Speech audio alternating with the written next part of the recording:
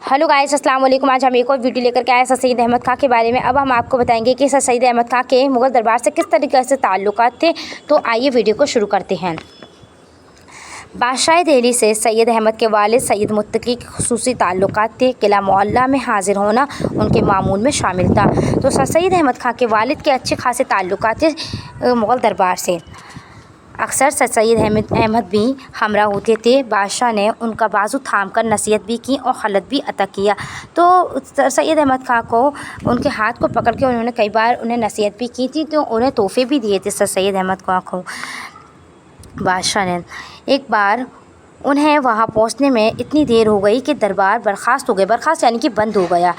बादशाह ने अपनी सवारी रुकवा कर उनको खलत दिया यानी कि तोहफ़ा दिया और ताख़ीर का सबब पूछा, लेट होने की वजह पूछी। तो उन्होंने झूठ नहीं कहा, सच कहा। इसकी बजाय उन्होंने सच कहा। उन्होंने साफ़ कह दिया कि देर तक सोता रहा। ये था बचपन में भी उनकी साफ़ गोई का आलम, यानी कि बचपन में भी उन्होंने अपनी बात एकदम साफ़ कही, झूठ नहीं बोला। अब सर सैयद अहमद खान ने मुग़ल दरबार में अपने आप की खिदमत अंजाम देने से कैसे इनकार कर दिया, क्यों इनकार कर दिया, इसके बारे में जानते हैं। गर सर सैयद अहमद को कंपनी बहादुर और मुग़ल दरबार दोनों को करीब से देखने का मौका मिला।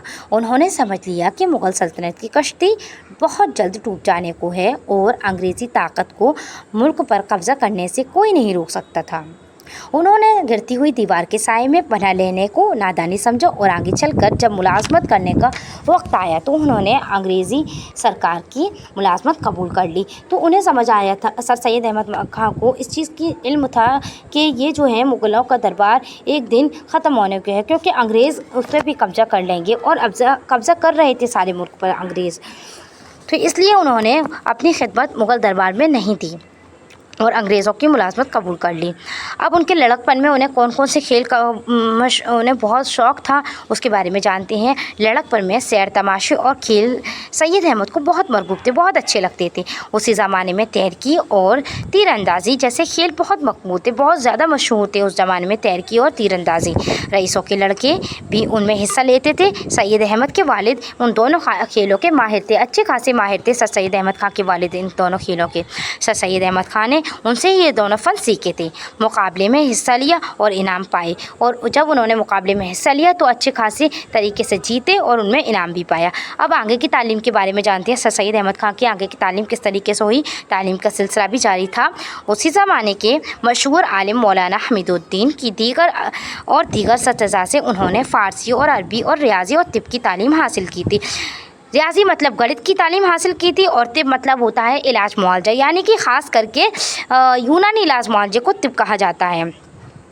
आलात रसद से भी दिलचस्पी थी। आलात मतलब होता है हथियार से भी उन्हें बहुत दिलचस्पी थी, हथियारों से भी।